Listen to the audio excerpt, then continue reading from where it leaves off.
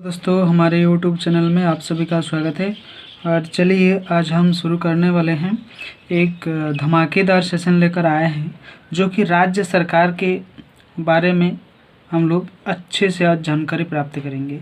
और राज्य सरकार के कुछ प्रमुख जो अंग होते हैं उसको सबसे पहले आज हम लोग जानेंगे, क्या क्या अंग होते हैं और कैसे राज्य सरकार को संचालित किया जाता है, कौन कौन वहाँ मुख्य रूप से काम करता है। ये सारा चीज़ आज हम लोग जानेंगे एक एक करके। तो चलिए शुरू करते हैं। आज का जो टॉपिक्स लिए हैं, पहला वो है राज्यपाल। ठीक है, राज्य में राज्यपाल ही सबसे बड़ा व्यक्ति होता है, यानी कि सबसे पावरफुल व्यक्ति राज्यपाल ही होता है। ठीक है, तो उसको ही पहले लिए हैं, तो उसका बारे में हम लोग पूरा डिटेल्स अभी जानेंगे। तो चलिए, राज्यपाल विधानमंडल का आवश्यक अंग होता है। ठीक है, प्रत्येक राज्य में एक राज्यपाल होता है और हर राज्य में क्या होता है, एक राज्यपाल अवश्य ही होता है। राज्यपाल के पद पर व्यक्ति की नियुक्ति के लिए निम्न योग्यताएं होनी चाहिए। और जो राज्यपाल होता है उसको नियुक्ति जब किया जाता है तो कुछ योग्यताएं होती है। वो ये योग्यताएं क्या क्या है इसको अभी हम लोग जानेंगे। वह भारत का नागरिक हो, सर्वप्रथम ये देखा जाता है कि वह भारत का नागरिक है या नहीं है। ठीक है, उसके बाद वह 35 वर्ष की आयु पूरा कर चुका हो या नहीं। अगर वो 35 वर्ष पूरा कर चुका हो तो वो योग्य है। वह राज्य सरकार या केंद्र सरकार या राज्य के नियंत्रण के अधीन किसी सार्वजनिक कंपनी जैसे heavy engineering corporation limited, Bharat तेल एवं प्राकृतिक गैस निगम आदि में लाभ के पद पर कार्यरत न हो। ये सारे चीज़ में अगर वो कार्यरत होगा तो उसको हम लोग राज्यपाल के लिए नियुक्ति नहीं कर सकते हैं। राज्यपाल की नियुक्ति प्रधानमंत्री की अनुशंसा पर राष्ट्रपति के द्वारा की जाती है। ठीक है, प्रधानमंत्री की अनुशंसा मतलब वो देखता है और उसके बाद ही राष्ट्रपति जो है उसके द्वारा की जाती है। राज्यपाल अपने पद ग्रहण की तिथि से 5 वर्ष के लिए नियुक्ति होता है। उसको कितने वर्ष के लिए? 5 वर्ष के लिए उसको नियुक्ति किया जाता है। लेकिन आवश्यकता अनुसार राष्ट्रपति उसे कभी भी पद से हटा सकता है। लेकिन अगर आवश्यकता होगा तो राज्यपाल उसको हटा सकता है। ठीक है, राज्यपाल विधानमंडल का सत्ताहवान तथा सत्तावसान करता है। वहीं विधानमंडल का जो कार्य होता है वो शुरुआत भी करता है और भंग भी करता है। राज्य की कार्यपालिका संबंधी समस्त शक्तियां राज्यपाल में सन्निहित होती है। और जितने सारे राज्य का जो कार्यपालिका के संबंधित होती हैं शक्ति, वो उसके हाथ में ही होती है। वह प्रत्यक्ष रूप से अथवा अधीनस्थ अधिकारियों के माध्यम से इसका उपयोग करता है और जो कार्यरत रहता है उसी के द्वारा ये सारे कार्य करवाता है। विधानसभा के चुनाव के बाद पहले सत्र में तथा प्रत्येक वर्ष के पहले सत्र में राज्यपाल विधानमंडल को संबोधित करता है। जो साल में 2 बार होता है तो पहले दिन वो उसका शुरुआत करता है। कौन? राज्यपाल। राज्य विधानमंडल द्वारा पारित विधेयक राज्यपाल के हस्ताक्षर के बाद ही अधिनियम बन पाता है। और कोई भी जो विधानमंडल में कोई चीज़ बनता है, नया चीज़, तो उसको पहले राज्यपाल उसमें साइन करता है, उसका जांच पड़ताल करता है और उसके बाद ही वो उस राज्य में लागू होता है। ठीक है, राज्यपाल अपने राज्य के सभी विश्वविद्यालयों के कुलाधिपति भी होते हैं और राज्य के अंदर जो विश्वविद्यालय होते हैं उसका वो देखरेख करता है, वो वही हेड होता है। इनकी स्थिति राज्य में वही होता है जो केंद्र में प्रधानमंत्री की होती है। केंद्र शासित राज्यों में उप राज्यपाल होते हैं, ठीक है। और जो राज्य में जो स्थिति राज्यपाल की होती है और केंद्र में जो राष्ट्रपति की जैसी होती है, और राज्य में उसी तरह राज्यपाल की भी स्थिति होती है।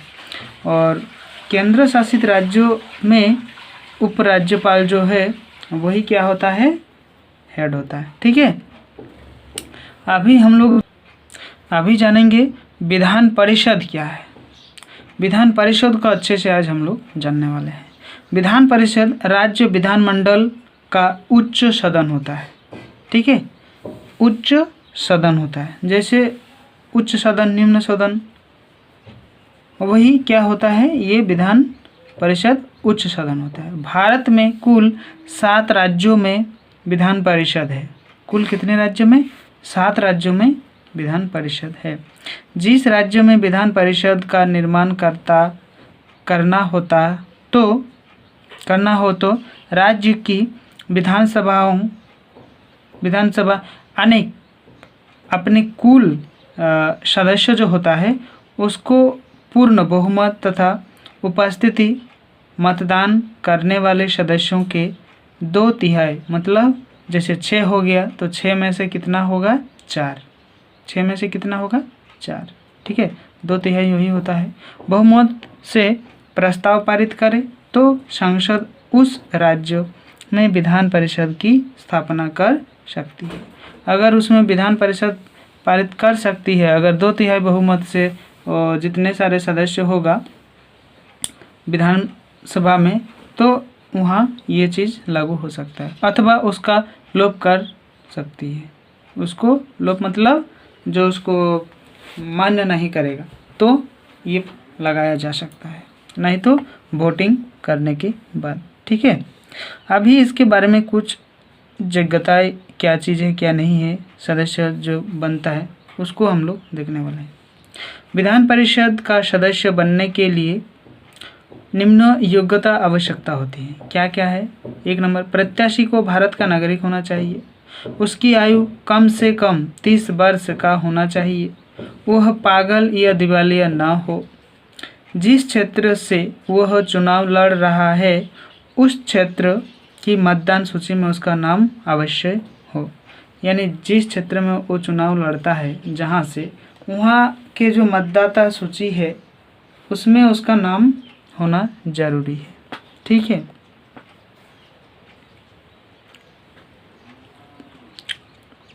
नाम होना जरूरी है।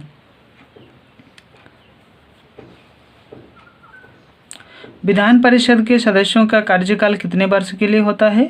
6 वर्ष के लिए। ध्यान रख लीजिए, ये वाला 6 वर्ष के लिए होता है। इसके सदस्य अप्रत्यक्ष चुनाव के द्वारा चुने जाते हैं। इसके चुनाव में संबंधित राज्यों के विधानसभा, नगर पालिका तथा जिला वार्ड के सदस्य मतदाता के रूप में भाग लेते हैं। इसके अलावा राज्य में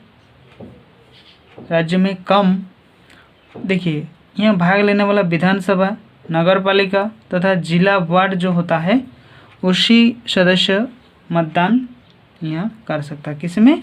विधान परिषद में, ठीक है। कम से कम 3 वर्षों से अध्यापन कार्य करने वाले माध्यमिक विद्यालय से ऊपर के शैक्षणिक संस्थान का जो टीचर होगा ये भी उसमें मतदान कर सकता है।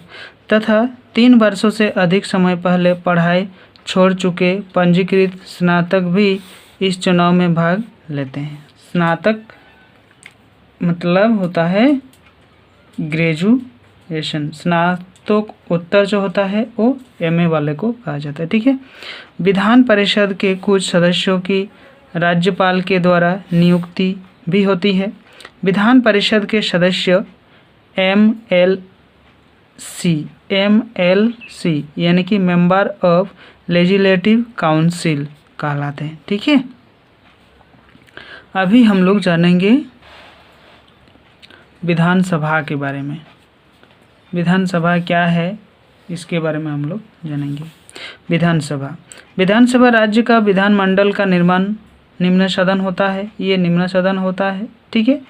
और जो उच्च सदन हम लोग पढ़े विधान परिषद, वो उच्च सदन होता है और विधानसभा निम्न सदन होती है।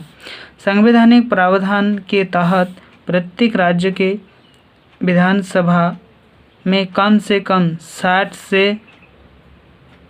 60 और अधिक से अधिक 500 सदस्य होते हैं। इसका जो सदस्य होते हैं विधानसभा का, ये 60 सर्वनिम्न है और उच्चतम कितना है, 500 है, ठीक है। ये सदस्य राज्य के विभिन्न निर्वाचन क्षेत्र में चुनाव चुनकर आते हैं। और ये जो सदस्य की संख्या है, ये विभिन्न क्षेत्र से चुनकर विधानसभा में जाता है। प्रत्येक निर्वाचन क्षेत्र का गठन समानता के सिद्धांत पर आधारित होता है। ये जो गठन होता है, ये समानता के आधार पर ही क्या होता है, सिद्धांत होता है। संविधान द्वारा विधानसभा में अनुसूचित जाति तथा अनुसूचित जनजाति के लिए उनकी जनसंख्या के अनुपात में स्थान आरक्षित रखे गए हैं। और अनुसूचित जाति और अनुसूचित जनजाति के लिए क्या है, उसका आरक्षित क्या रहता है, सीट रहता है, ठीक है। उन्हें विधानसभा का सदस्य या विधायक कहा जाता है। और उन्हीं लोगों को विधानसभा का सदस्य या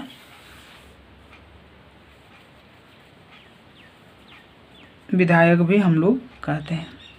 तो विधायक को MLA कहा जाता है, मेंबर ऑफ लेजिस्लेटिव असेंबली भी कहा जाता है। इसका चुनाव 5 वर्ष के लिए होता है, ठीक है। परंतु विधानसभा का विघटन राज्यपाल 5 वर्ष से पहले भी कर सकता है। अगर कोई गड़बड़ी होगा तो वो 5 वर्ष से पहले भी उसका जो विघटन है वो कर सकता है, ठीक है। अभी हम लोग जानेंगे विधानसभा के सदस्य होने के लिए योग्यता।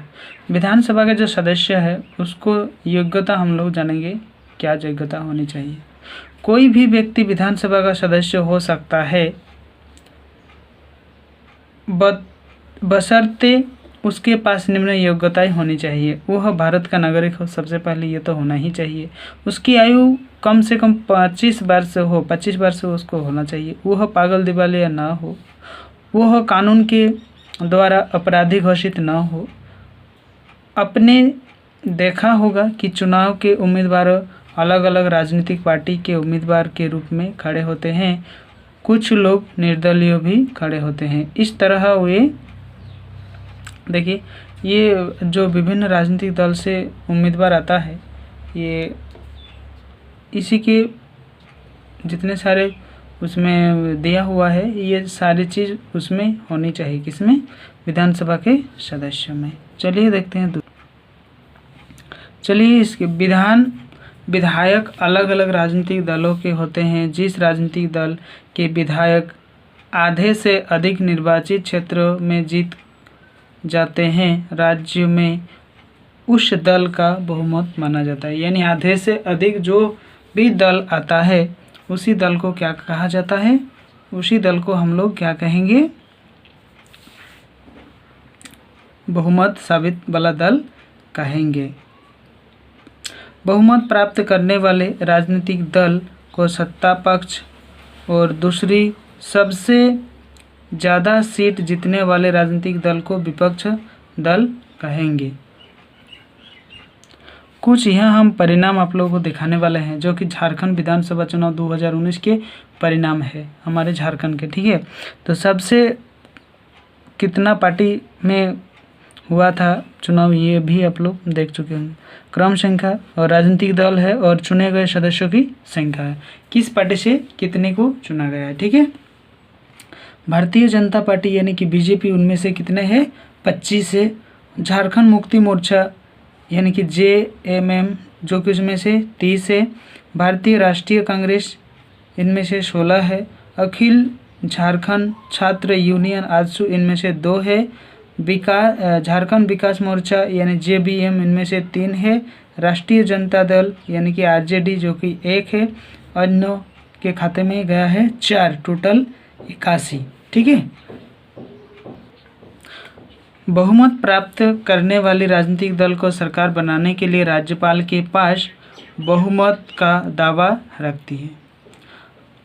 जिस दल के पास बहुमत सबसे ज़्यादा होगा वही दल क्या करेगा, राज्यपाल के पास जाएगा और बोलेगा कि हम लोग क्या करेंगे, हमारे पार्टी जो है वो सरकार बनाने के लिए तैयार है।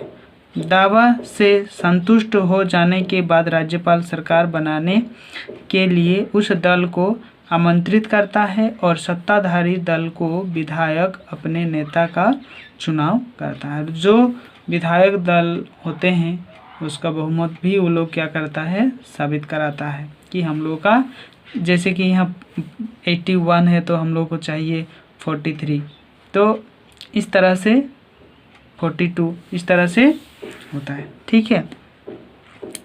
दावा रखता है, दल को आमंत्रित करता है। सत्ताधारी दल को विधायक के नेता का वो लोग क्या करता है, चुनाव करता है, जो मुख्यमंत्री के रूप में शपथ लेता है। और वही जो सत्ता जिसके पास बहुत सारा बहुमत होगा और उसी दल का जो एक नेता होगा, उस नेता को ही हम लोग क्या करेंगे, मुख्यमंत्री का शपथ दिलाएंगे। मुख्यमंत्री अपने विधायकों से मंत्रणा करके मंत्रिपरिषद का गठन करता है। और जो मुख्यमंत्री होता है तो वो क्या करता है, अपना मंत्रिपरिषद के द्वारा वहाँ पे अपना मंत्रिपरिषद का गठन करता है, सभी मिलजुल कर। ठीक है। विधायक दल को मिलाकर और वही सब क्या करता है, किसको कौन सा पद जो है दिया जाए, ये चीज़ का मंत्रणा वो लोग करते हैं।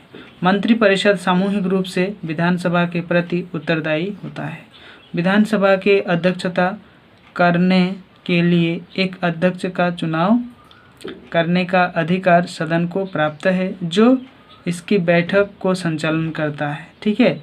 और विधानसभा का जो अध्यक्ष होता है वही सबसे मेन है और वही उसको संचालन करता है। ठीक है, जिसको हम लोग विधानसभा अध्यक्ष कहते हैं।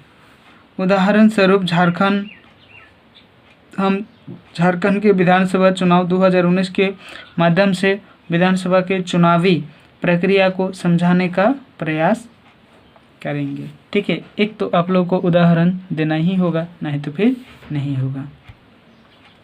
झारखंड के विधानसभा चुनाव 2019 में विभिन्न राजनीतिक दलों के 81 उम्मीदवारों ने चुनाव जीता और ये विधायक बन गए 81। ठीक है।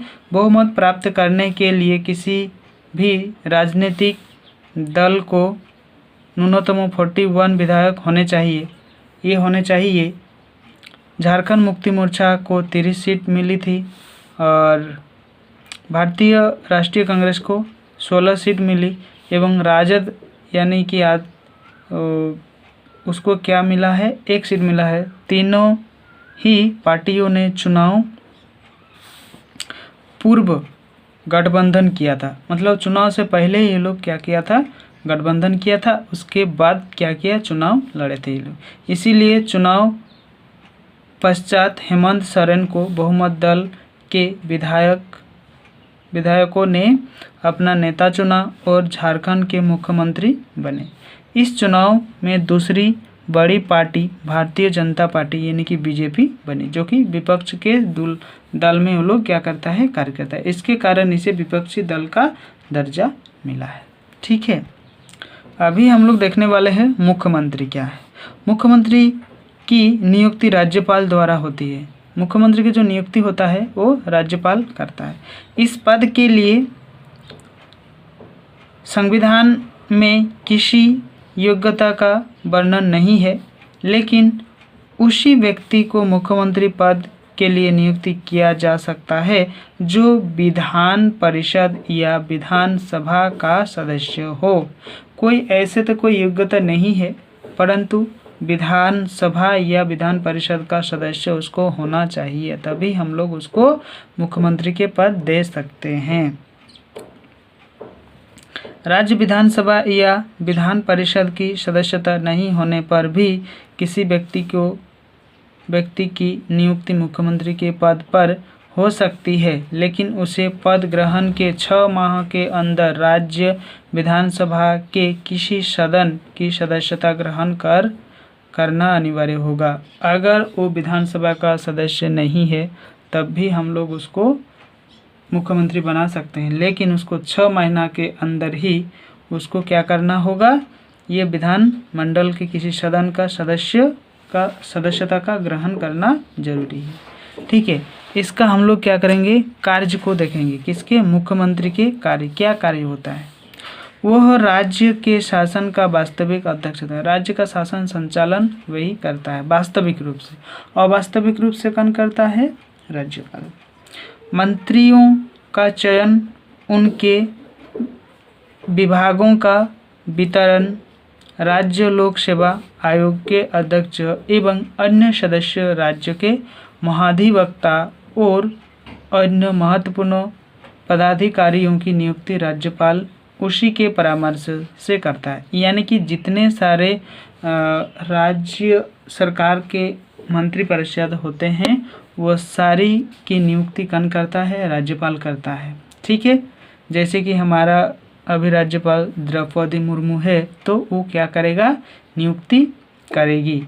किसको, मुख्यमंत्री के निर्देश पर जितने सारे मंत्री वो देना चाहते हैं हेमंत सोरेन, तो वो क्या करेगी, जो द्रौपदी मुर्मू है राज्यपाल, वो उसका नियुक्ति करेगी। ठीक है, मुख्यमंत्री परिषद की बैठक की अध्यक्षता होती है। जब वहाँ बैठक होती है परिषद में तो वही अध्यक्ष होता है।